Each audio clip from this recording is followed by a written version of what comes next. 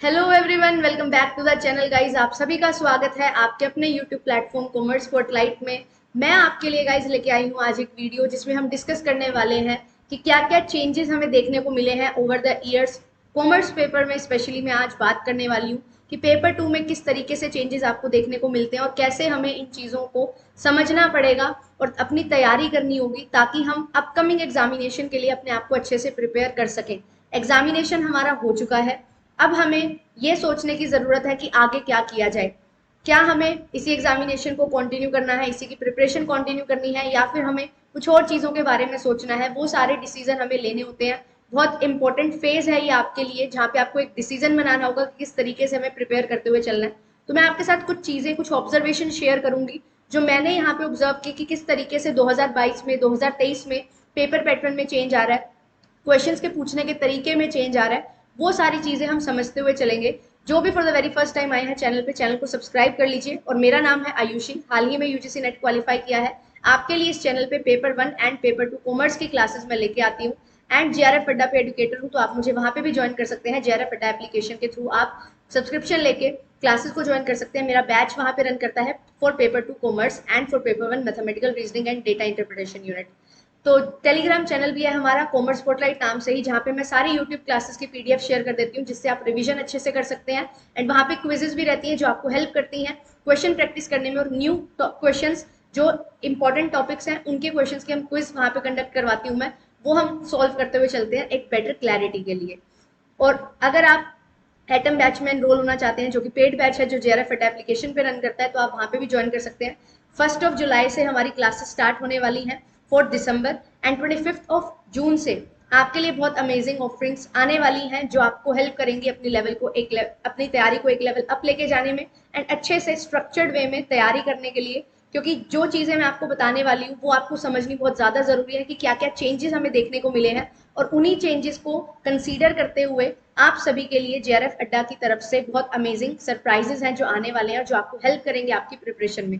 कुछ भी पूछना है आपको रिगार्डिंग, कुछ भी आपके कोई भी डाउट्स हैं रिगार्डिंग कोर्स या वट, आप इन 3 नंबर पे कॉल कर सकते हैं। फीचर्स आपके सामने हैं, जो पेड कंटेंट आपको मिलेगा उसके क्या क्या फीचर्स रहने वाले हैं। डाउट स्पॉट आपको मिलता है, अपडेटेड कंटेंट रहता है, डिटेल एक्सप्लेनेशन नोट्स रहते हैं, बाइलिंगुअल क्लासेस रहती हैं, इंग्लिश और हिंदी दोनों में ही आपको समझाया जाता है। कंटेंट भी आपको इंग्लिश और हिंदी में प्रोवाइड किया जाता है। डिटेल सॉल्यूशन प्रोवाइड किए जाते हैं टीचर्स के द्वारा, जो भी हम पीवाई क्यू सॉल्व करते हैं। और पीवाई क्यू बेस्ड हम क्विजेस भी हैं वहाँ पे हम कंडक्ट करवाते हैं, जो आपको हेल्प करती हैं आपकी प्रिपरेशन में। तो ओवरऑल आपको एक कंप्लीट स्ट्रक्चर्ड वे में वीडियो कोर्सेज मिल जाते हैं। अब बात करते हैं कि क्या क्या चेंजेस हुए हैं। सबसे पहला चेंज तो हमें पेपर पैटर्न में देखने को मिला है। पेपर पैटर्न का मतलब यहाँ पे क्या है कि किस लेवल के क्वेश्चन अब आपसे पूछे जाते हैं। ड्यूरिंग 2018-2019 क्या होता था, वन लाइनर्स ज्यादा पूछे जाते थे, बट अभी वही सारी चीजें क्या है, वन लाइनर्स वगैरह सभी खत्म कर दिए गए हैं। वन लाइनर्स आपसे नहीं पूछे जाते हैं, डायरेक्ट क्वेश्चन बनने बिल्कुल बंद हो चुके हैं। आपसे नॉट करेक्ट, इनकरेक्ट, ये ऐसी टर्म्स हैं जो दी जाती हैं जो आपको कंफ्यूज करती हैं कहीं ना कहीं आपने क्वेश्चन को सॉल्व करने में। मल्टीपल सिलेक्शन वाले क्वेश्चन यहाँ पे आपको ज्यादा देखने को मिलते हैं। और अब मैं बात करूं, अगर असर्शन रीजनिंग के क्वेश्चन भी बहुत ज्यादा बन रहे हैं। डायरेक्ट क्वेश्चन पहले ऐसा होता था कि लास्ट टू लास्ट ईयर कि आपसे कुछ क्वेश्चन तो डायरेक्ट क्वेश्चन पूछे जाते थे। एक डिवाइड किया जाता था 100 क्वेश्चन को कि आपसे 10-10 क्वेश्चन हर तरीके के पूछे जाए। बट अब क्या है, डायरेक्ट क्वेश्चन बिल्कुल ही बंद कर दिए हैं। घुमा घुमा के आपसे क्वेश्चन पूछे जाते हैं, थोड़ा सा मॉडिफाई करके चीजों को पूछा जाता है, और अलग ट्विस्ट के साथ आपसे क्वेश्चन पूछे जा रहे हैं। अगर आपको कंसेप्चुअल क्लैरिटी है तो ही आप उन क्वेश्चंस को टैकल कर सकते हैं। यहाँ तक कि आप एलिमिनेशन टेक्निक्स भी अगर ज्यादा यूज करते हैं तो वो भी आपको ज्यादा हेल्प नहीं कर सकती। जर्नल पेपर में शायद वो आपको हेल्प कर सकती हैं, अच्छे से हेल्प कर सकती हैं, बट पेपर 2 को और ज्यादा डिफिकल्ट बनाया जा रहा है, जहाँ पे आपको इस तरीके से ऑप्शन दिए जाते हैं कि आप एलिमिनेशन के थ्रू भी 2 ऑप्शन में हमेशा फंस जाओगे। तो ये चीजें आपको ध्यान में रखनी होंगी। अब अगर आप प्रिपेयर कर रहे हो फॉर दिसंबर एग्जामिनेशन, तो आपको ये चीज समझनी होगी किस तरीके से पेपर पैटर्न में चेंज आ रहा है, और आपको भी इसी टाइप के क्वेश्चन ही प्रिपेयर करने हैं, इसी टाइप के क्वेश्चन प्रैक्टिस करने हैं। क्योंकि अगर आप प्रैक्टिस जैसा पेपर में आपको क्वेश्चन मिले हैं वैसा करोगे तो ही आप अच्छा स्कोर कर पाओगे, तो ही आप अच्छे से मैनेज कर पाओगे उस टाइम पीरियड को। तो ये चीज समझना बहुत ज्यादा जरूरी है। और दूसरी चीज की बात की जाए तो टॉपिक्स कवरेज बहुत ज्यादा वाइड हो चुकी है, स्कोप बहुत ज्यादा वाइड हो चुका है, बढ़ता जा रहा है। आपको एक टॉपिक दिया जाता है आपके सिलेबस में, बट उस टॉपिक को कितना इन डेप्थ पूछा जा रहा है वो बहुत ज्यादा इंपॉर्टेंट आज के टाइम पे हो गया है। अब फेब में कुछ क्वेश्चन थे वो काफी डीप बने थे, एंड इसी के साथ साथ न्यू टॉपिक्स भी ऐड हुए थे, और इसी के साथ साथ अब जो जून में एग्जामिनेशन हुआ है इसमें क्वेश्चन का लेवल बहुत इन डेप्थ हो रहा है। अगर आप अभी भी इन डेप्थ स्टडी नहीं कर रहे हो तो आई एम रियली सॉरी, आप अभी भी कुछ गड़बड़ कर रहे हो। आपको इन चीजों से बचना होगा और इन चीजों में इंप्रूवमेंट लानी होगी। ये आज के टाइम की यहाँ पे नीड है, डिमांड है इस पेपर की कि कंसेप्चुअल क्लैरिटी आपकी हो, इन डेप्थ नॉलेज अगर आपको है तो ही आप इस पेपर को अच्छे से कर सकते हो। तो इन डेप्थ पढ़ना बहुत ज्यादा जरूरी है, हर एक टॉपिक के हर एक प्रोविजन को पढ़ना आपको बहुत ज्यादा जरूरी है, क्योंकि हमारा पेपर बहुत वास्ट है, हर पेपर बहुत वास्ट होता है। यूजीसी नेट में 10 यूनिट्स हैं आपके पास और हर एक यूनिट बहुत ज्यादा वास्ट है, तो आपको प्रिपेयर करना होगा। हाँ, पीवाईक्यूज आपको हेल्प जरूर करेंगे टॉपिक्स फिल्टर करने में, बट उन टॉपिक्स को अब ये नहीं आपने देखना कि पीवाईक्यूज में सिर्फ ये पोर्शन पूछा गया तो इसी पोर्शन को कवर कर लो। अगर आपका कंटेंट सिर्फ और सिर्फ पीवाईक्यू ड्रिवन है तो आप कहीं ना कहीं गलती कर रहे हो। आपको अपने कंटेंट को अपडेट करना होगा, और सिर्फ पीवाईक्यू ड्रिवन नहीं, पीवाईक्यू के साथ साथ आपको एक्सपेक्टेड टॉपिक्स भी लेके चलने होंगे, और जो इन डेप्थ टॉपिक आपको पढ़ने हैं वही एक्सपेक्टेड टॉपिक्स आपको देखने को मिलेंगे, वहीं से एक्सपेक्टेड क्वेश्चंस आपको देखने को मिलेंगे। अगर आप कोई भी पर्टिकुलर यूनिट का एक टॉपिक उठा रहे हो तो उस टॉपिक को A to Z आपको कवर करना पड़ेगा। अब ये ऐसा नहीं है कि ऊपर ऊपर से पढ़ के चले जाओ कि जो नेट है वो इतना इन डेप्थ नहीं पूछा जाता, बेसिक बेसिक क्वेश्चन पूछे जाते हैं। नो, बेसिक क्वेश्चन तो पूछे ही जाएंगे, बेस तो क्लियर होना ही चाहिए, फाउंडेशन तो क्लियर होनी चाहिए एक टॉपिक की, बट उसके साथ साथ आपको इन डेप्थ नॉलेज भी उसकी होनी चाहिए कि कैसे वो पर्टिकुलर चीज एक रियल लाइफ में कैसे अप्लाई हो सकती है, कैसे आप उसको यूज कर सकते हो। वो सारी चीजें, उनकी एप्लीकेशन आपको पता होनी चाहिए जो भी टॉपिक आप पढ़ रहे हो। कॉमर्स पेपर है, रियल लाइफ में बहुत सारी एप्लीकेशन होगी, तो आपको सारी चीजें पता होनी चाहिए। करंट अफेयर से काफी क्वेश्चन है जो बन रहे हैं, जो भी ट्रीटी साइन होती है जैसे इंटरनेशनल बिजनेस में, वो सारी आपको पता होनी चाहिए। जो भी डिफरेंट मॉडल्स हैं, टेक्निक्स हैं जो दी जाती हैं, जो इमर्ज हो रही है ओवर द टाइम, वो सारी चीजें आपको पढ़नी पड़ती हैं, बहुत ज्यादा जरूरी आज के टाइम पे हो गई है। फिर इसके बाद थर्ड चीज जो यहाँ पे बहुत ज्यादा निकल के आ रही है फेब और जून के एग्जामिनेशन में जो देखने को मिली, वो ये है कि यूनिट वाइज डिवीजन जो है ना, ये बहुत इंपॉर्टेंट रोल अब प्ले कर रहा है। फेब के एग्जामिनेशन में देखा गया बहुत ज्यादा पूछा गया था बिजनेस फाइनेंस यूनिट से क्वेश्चंस को और टैक्सेशन से, ये दो यूनिट बहुत ज्यादा डोमिनेट कर रही थी। अब जून एग्जामिनेशन में भी काफी बच्चे ये बता रहे हैं कि मैम टैक्सेशन से काफी ज्यादा क्वेश्चंस आए थे, स्टैट से काफी ज्यादा क्वेश्चन आए थे, और जो क्वेश्चन का लेवल है वो बढ़ता जा रहा है। आपसे इन डेप्थ चीजें हैं जो बहुत ज्यादा पूछी जा रही हैं, तो आपको भी ऐसे अच्छे तरीके से ही प्रिपेयर करना होगा। जो कॉम्प्रीहेंशन आता है, ये जो कॉम्प्रीहेंशन है, ये जहाँ जिस भी यूनिट से आपसे पूछा जाएगा उस यूनिट की वेटेज बहुत ज्यादा हो जाती है।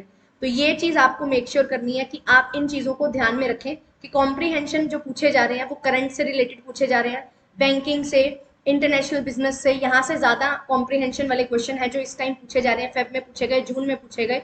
एंड साथ ही साथ न्यूमेरिकल क्वेश्चंस भी है जो पूछे जाते हैं कॉम्प्रीहेंशन वाले क्वेश्चन में, तो इन चीजों का भी आपको ध्यान रखना है। ये सारी चीजें हैं जो मेजर चेंजेस लेके आ रही हैं। अभी हम जो डिफरेंट यूनिट्स पढ़ते हैं उनमें कुछ कुछ चेंजेस आपको ये भी देखने को मिलते होंगे कि लाइक आपके पास कोई एक यूनिट है, उस यूनिट का आपको सिलेबस में दिया होता है कि बेसिक यूनिट, बेसिक टर्मिनोलॉजीज आपसे पूछी जाएंगी, बट वो बेसिक्स ना पूछ के इन डेप्थ पूछ रहे हैं। तो आपको ये नहीं देखना कि सिर्फ सिलेबस में बेसिक्स लिखा है तो बेसिक्स पढ़ना है, नहीं। अब वो सिर्फ बेसिक्स नहीं रहा है, एनटीए ने सिलेबस को अपडेट नहीं किया है बट क्वेश्चन का लेवल अपडेट कर दिया है। तो आपको पीवाईक्यूज ही एनालाइज करने हैं अच्छे से और टॉपिक को बहुत अच्छे से कवर करते हुए चलना है।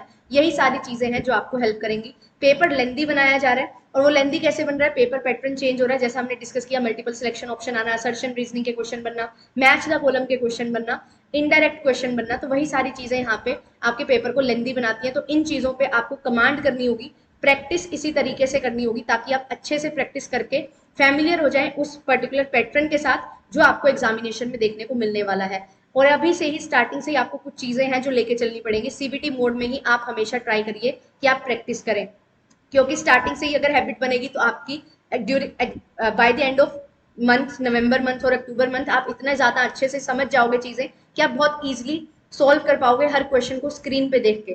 तो यही चीजें हैं जो आपको हेल्प करेंगी। थोड़े थोड़े एफर्ट से जो क्यूमुलेट होकर एक बड़ा रिजल्ट है, बड़ा आउटपुट आपको देते हैं, उन चीजों पे हमें फोकस करना है। अब जानते हैं कि ये चेंजेस हो क्यों रहे हैं, why this changes are happening. ऐसा क्यों नहीं था 2018 में जो 2023 में अब लेवल चेंज हो रहा है, क्यों हर ईयर लेवल को चेंज किया जा रहा है, लेवल बढ़ाया जा रहा है इस एग्जामिनेशन का। सबसे पहली चीज आती है कि अवेयरनेस बहुत ज्यादा हो रही है। अवेयरनेस ज्यादा हो रही है तो बहुत लोग यूजीसी नेट के लिए प्रिपेयर करते हैं। यूजीसी नेट के लिए जितने ज्यादा लोग प्रिपेयर करते हैं, तो लोग ज्यादा प्रिपेयर करते हैं, तो सिलेक्शन क्राइटेरिया इनको कम करना पड़ेगा, क्योंकि सप्लाई बहुत ज्यादा हो जाती है और डिमांड इतनी है नहीं।